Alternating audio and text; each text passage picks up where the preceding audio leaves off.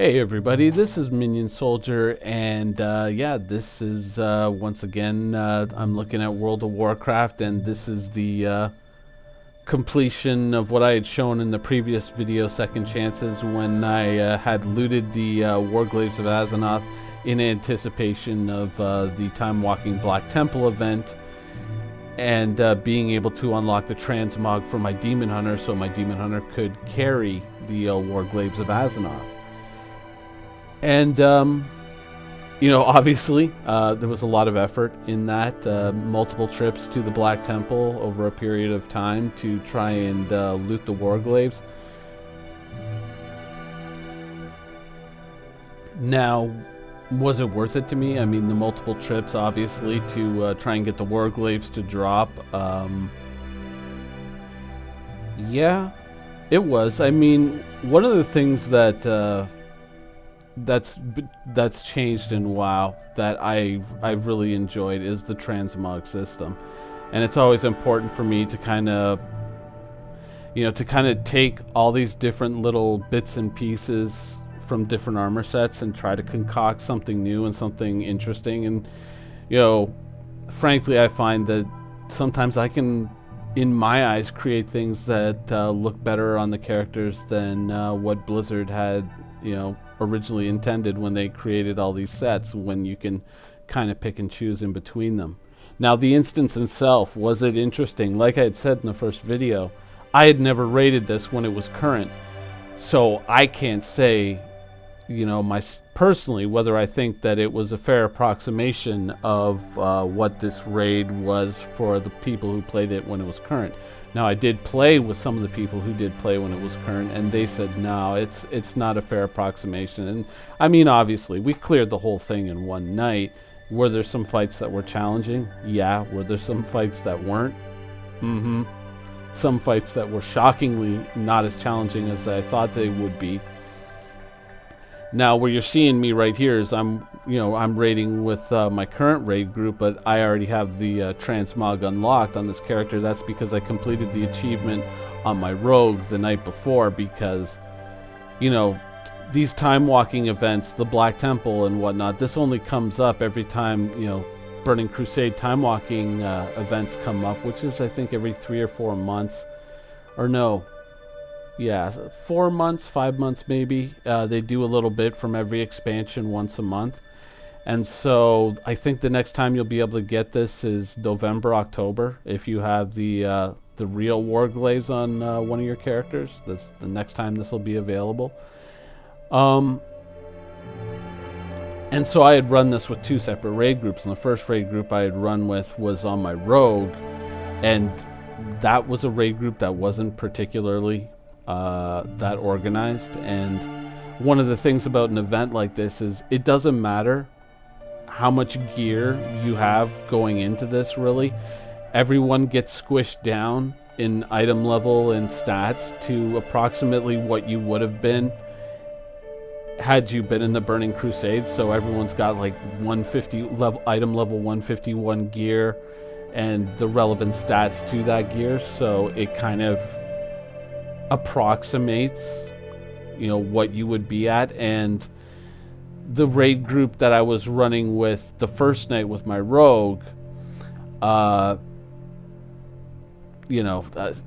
was at the top of the DPS charts, and really for the rogue spec that I was playing, I really probably shouldn't have been, but I was up at the top. And so I was, that kind of showed me that maybe there were some people there who probably weren't trying as hard as they should, and were more probably hoping that it was just going to be like, I just have to show up and these other people do it for me type thing. Whereas with my proper raid group, it's a different story, because they're a lot more skilled. I mean, we've cleared out normal already, and we're halfway through heroic on Tomb of Sargeras. So that was pretty cool. And oddly enough, even though I hadn't intended for the Demon Hunter to ever be a main character, this was something that I was cooking up on the side just to get this achievement, so I could, basically pocket this and add this to like my pantheon of characters, so that if I ever ended up needing a Demon Hunter tank, than I had one with the warglaives and all that. Now, as fate turned out, or as just the way things are, I ended up switching over to being a tank for my raid group, just because that's what was needed at the time. And I had switched from playing my hunter as ranged DPS to tanking. And since I had tanked a lot during Cataclysm, Wrath of the Lich King, and a little bit in the beginning of Mists of Pandaria before I basically quit, and I had talked about that in my first video dealing with this.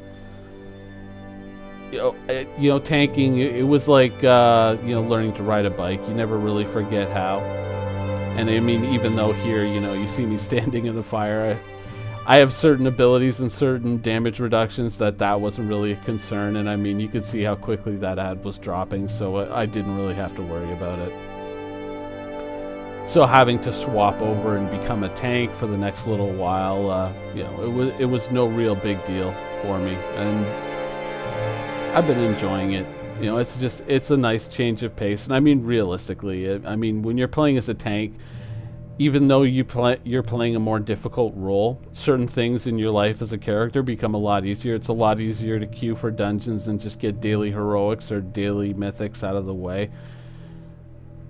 So, no real loss there. But I thought, since I was showing this off, it might be cool to kind of show you guys some of my other characters that I may not be using right now, but certainly characters that I put together and kind of kept in a bit of a toolkit, so that way, if I ever need a character of a certain spec or a certain, with a certain class, I have them in my pocket kind of ready to go. And so I figured I'd take you on a little bit of a tour and just show you a few of the characters that I've cooked up and, kind of kept more or less in a ready state gear-wise, so that if I ever did really need them, they'd be there. Now, when you saw the first video, that when I was originally farming Black Temple, I had done it on a Fury Warrior, which was just, another spec of my Prot Warrior, which we'll get to next. But this is my actual Fury Warrior that I've been building out. Now, I build out a lot of these characters because I like to have flexibility. I like to have a lot of tools to give me options what I want to do the job with. And certainly when you're going out there and you're looking to join different raid groups, having a lot of different characters and a lot of different classes to kind of pick from certainly is an asset. And sometimes, when I create one character, I go, okay, but maybe something looks better as another character.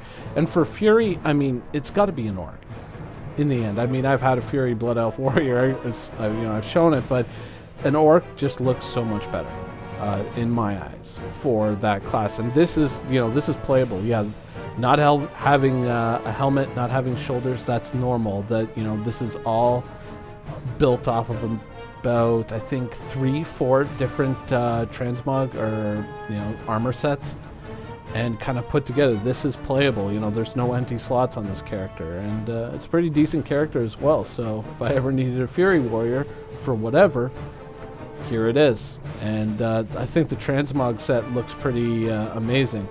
The axes I'm not too happy with. I want to get the proper Gorehowl axes, but so far Prince Malkazar, or whatever his name is, at the end of Karazhan, is kind of being a real bitch, and he's not dropping them for me, so probably going to take a little while. So next up is the warrior that you actually saw when I was doing the achievement to unlock the warglaives the first time around. This is my Prot Warrior. Now, this is actually a transmog that you can't do anymore. It's, well, at least for a warrior. You can do this with a paladin. You can't do it with a warrior anymore. And the reason why is the tabard, the red crest that she's wearing on her chest. That is a paladin-only tabard. And what had happened is at the beginning of Cataclysm, they put in a tabard vendor in Ogrimmar. And the tabard vendor would sell you tabards that you had already unlocked, from various factions or from completing certain quests, and they would allow your character to wear it. The tabard that you could buy from the vendor was not the same tabard as you unlocked in the Paladin only quest, so it didn't have the Paladin only limitation on it. And so I was able to unlock that, put that on my warrior, which I thought, you know, kind of put this whole thing together, because I was playing prod at the time, though transmogs were not in the game at that time. So I was able to kind of put this blood elf together properly, and it looked really good. And then once they had patched that out, I realized, well, I might as well make a proper transmog set out of it, because transmog had come in at that time. And yeah, but I can never take this tabard off, so this is kind of something you can't do anymore, and I really like it. Now, this character is my troll shaman. Now, back when I was trying to get into a raid group in Legion, when I was still trying to find my way into one, I kind of realized that I was going to need some flexibility when I was looking for a role, and so obviously having, you know, possibly a couple of tanks ready to go would be a good idea, and obviously having a healer is never a bad idea, and a troll shaman, I mean bloodlust and shaman heals being fairly epic all the time, you know, it just made sense. And of course I could take this, which is, I believe, the tier 15 heroic set and a bit of the tier 11 normal mode set. I could kind of put those together and create a troll shaman that actually looked like a troll shaman, and like a healer as well, with the, you know, the green glow coming out of everything. I still haven't done anything with this character apart from put a base level of gear on him, but there are times when I wish I could play him, just because he looks just so badass, you know, especially as a healer. For me, it's one of my more favorite sets that I've ever kind of put together. Now, next up is one of the sets that I've probably gotten I've easily gotten the most compliments for this transmog set over any other set. This is a set that, yeah, a lot of people, when they see it, they will stop me and whisper me and be like, hey, holy shit, that transmog is friggin' amazing. That character looks awesome. This is, of course, a rogue, an outlaw rogue, using kind of like that pirate theme that originally what they were called as combat rogues, but in Legion they changed them to outlaw, and this is kind of the transmog that I put together for that. So I think it fits the theme of a pirate far better than any set that Blizzard has created for the rogues. And this was probably one of the harder ones to put together. Of course, Bloodsail Admiral hat, you got to do that achievement. That is not easy.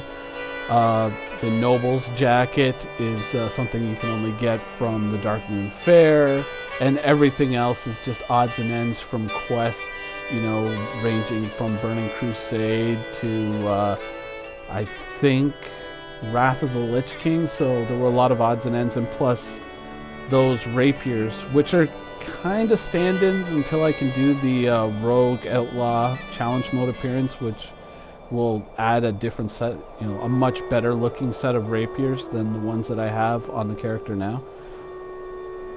But yeah, I mean, this is, I think this is probably the best set that I ever put together. And oddly enough, when I was in the first video, when I was talking about my rogue who got ripped off for her legendary daggers, this is the rogue. This is the rogue that got ripped off halfway to getting her legendary daggers in Cataclysm, which is kind of one of the things that I was talking about in the original video. There she is. But one of the funny things about this character is that when I was playing her in a world PvP area, I happened to notice that, you know, in the world PvP zones in the current game, it's kind of like a free-for-all, you know. And I noticed a Horde player picking on another Horde player, and I kind of took umbrage to that. So after seeing it happen twice, I kind of went in and followed the victim around while I was stealthed up. And, you know, this character is an alchemist, so I had potions, I had flasks, I had everything ready to go.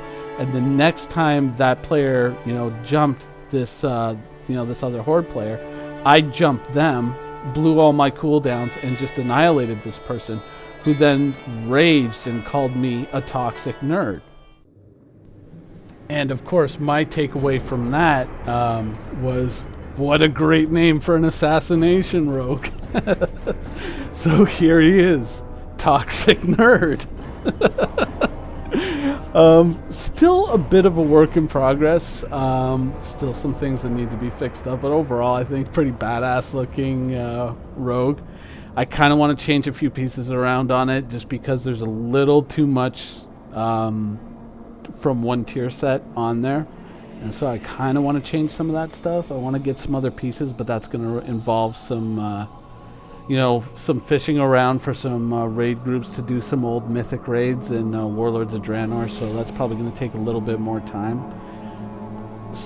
Both rogues are going to take just a little bit more before I think they're done, but yeah, that's kind of one of the things that I like to do with my World of Warcraft characters, and something certainly that's fun to do just in your spare time when you're not raiding is kind of go around, hit up all these old raids, and I mean, at the very least, you end up walking out with a bunch of gold for it, especially some of the latter raids. They're easily soloable, and sometimes you can create unique things from the transmogs that you get from these raids that I think allow you to kind of elevate your characters beyond what is normally available to them in terms of appearance. And some of them evoke certain eras in the game. Others just they take different pieces here and there from different sets, and I think make something better as a whole. And so that's kind of one of the things that I like to do when I'm playing World of Warcraft when I'm not raiding, which is kind of create these unique character appearances. And yeah, I have a lot of fun doing it. So anyways, I hope you guys enjoyed this video, this little tour through a bit of the pantheon of characters that I've created over the years in World of Warcraft. And yeah, thanks for watching.